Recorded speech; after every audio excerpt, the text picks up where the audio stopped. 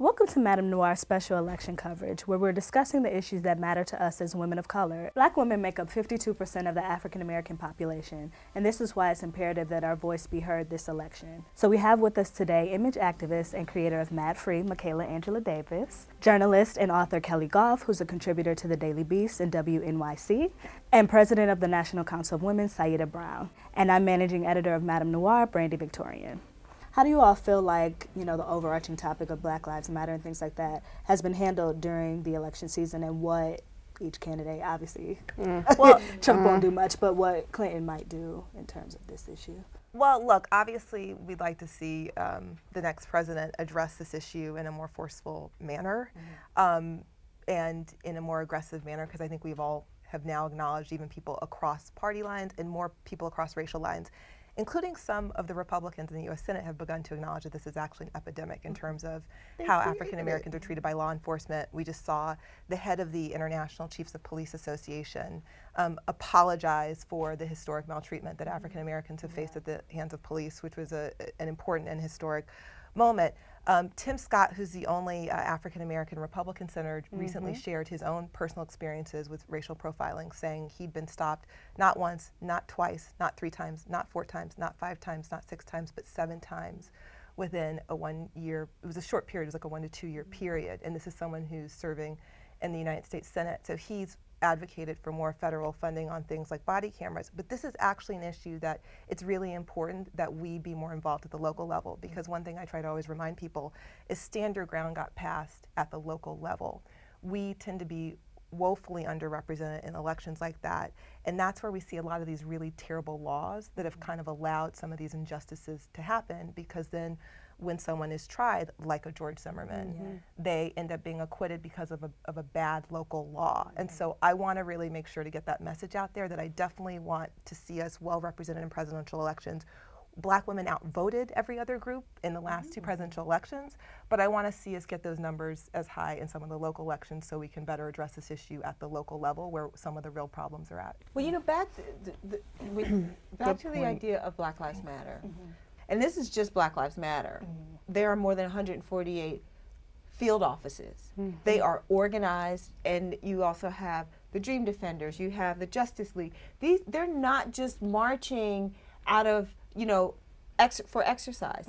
They have policy, they have data, they are collecting these. Driven by the millennial agenda. Absolutely. Driven by the millennial agenda. If you look at just look at Ferguson. Yes. They changed the whole complexion of their police force, of their local government, because they stayed in the streets and they stayed active.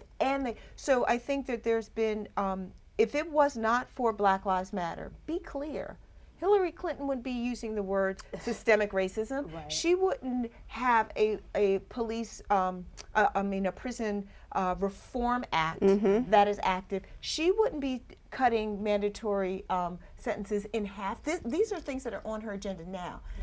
Yeah. Cutting the sentences in half. And she's part of a legacy of why a lot of Black people, I think, are resistant to her because of, what her husband did and how she supported it. And we can keep the pressure on her to make the change, like to right her big wrong. Yeah. But this is a direct result of Black Lives Matter. And also the police reform policy that she has, that, if you go to the website, you can see like what are her plans. But this is because of Black Lives Matter. We're almost 5 years from when Trayvon Martin was murdered. So it's been 4 years of really sustained activism. And this millennial movement has been relentless. Like, they could not assume or change their policy as a result. And using, technology is something that also that she's really advocating for, to hold police accountability. And that those words we never heard before. Police accountability, right? It's like, oh, we need reform, and there's good cops, and there's bad. No, the system is bad. Yeah. Let's talk about the system. Can I ask? Let me just ask, interject about Hillary Clinton. So you just said something very profound, that maybe she's just saying she's evolving on some of these issues, or because of the pressure, she's now changed her position, and now she's doing more. So that almost feeds into what a lot of people are saying about Hillary Clinton. Well, you can't trust her, she can't be trusted.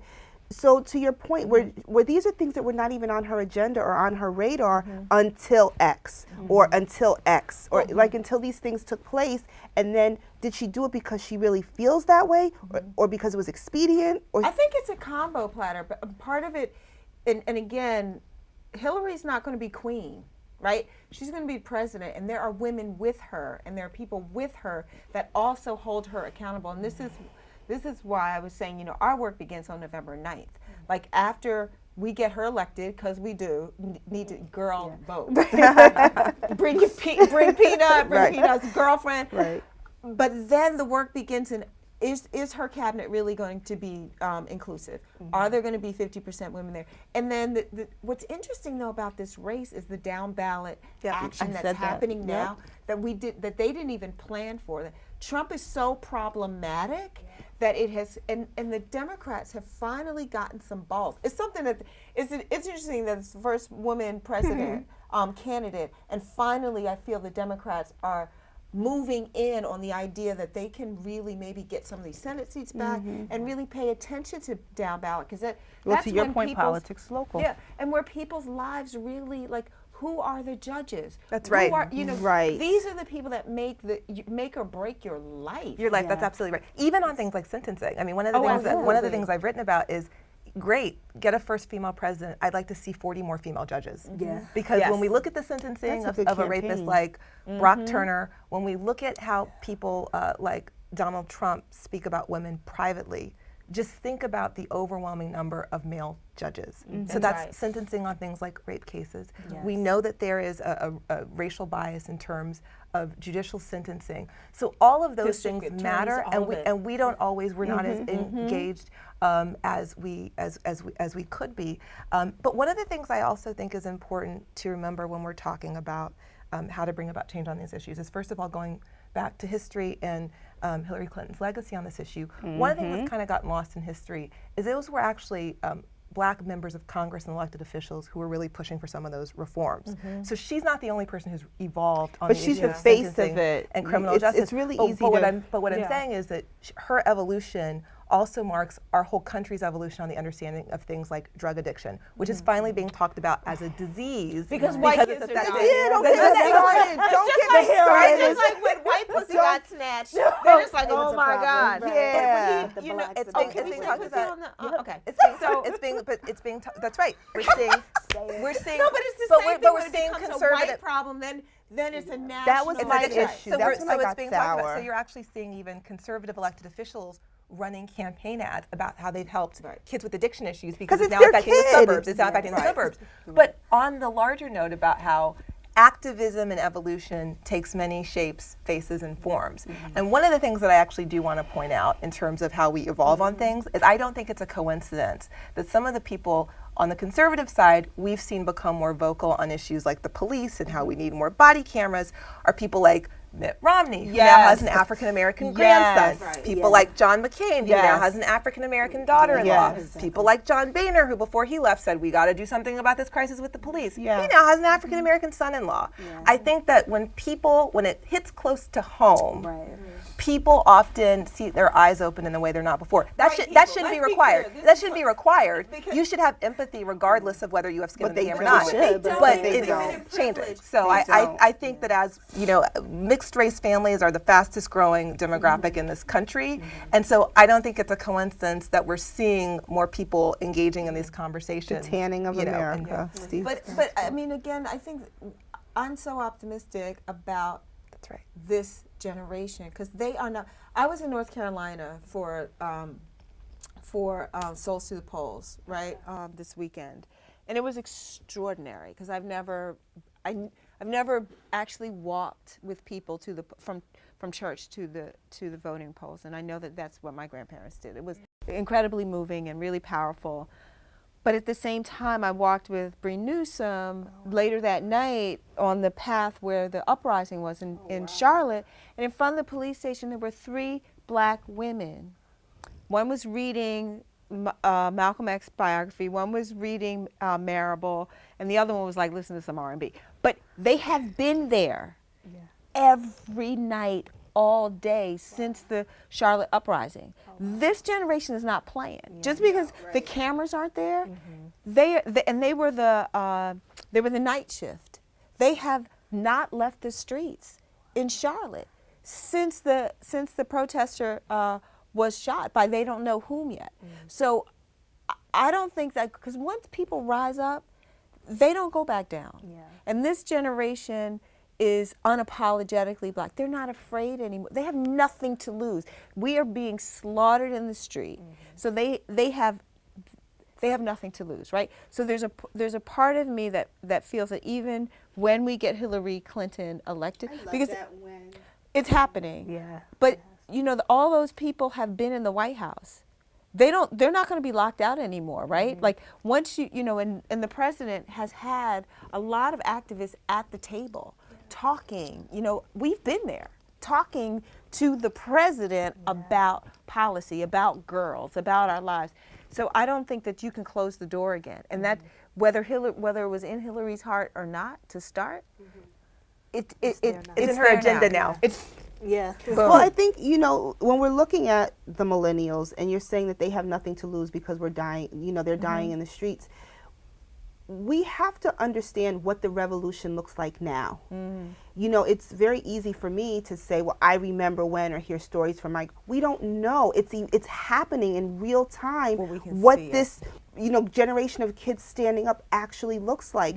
And I've heard a lot of people be very dismissive of, oh, you know, it's very easy to be at home and just send a tweet.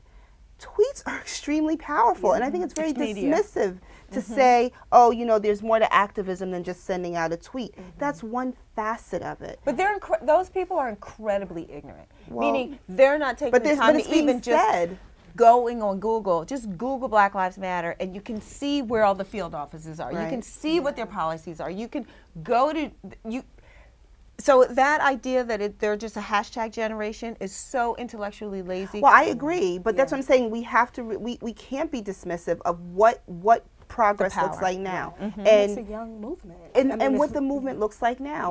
We don't know because it's happening right now. In real black time. In 10 years, we can look back and say, well, they should have done this. Hindsight, but right now, it's happening live and in living color and evolving and happening right in front of us. You know, I had a lot of people talk to me about Occupy Wall Street.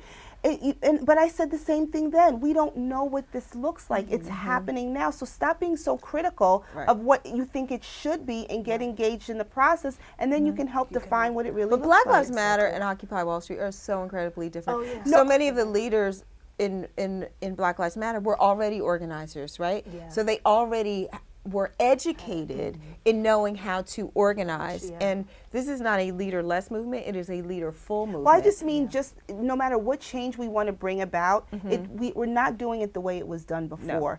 And it's not your mama's movement. No, absolutely it's not. And so I think we have to be a little, older generations or people who are not millennials, those who are less progressive, have to really look and understand, listen, we may not get it. We may not understand why they did that this way, or we may not get why they did it that way. Let them go. Stand back. We're here to support you, but let them do their thing. And so I think that's a piece that a lot of people are, well, it should not be done this way. It's effective. It's happening. Change is happening.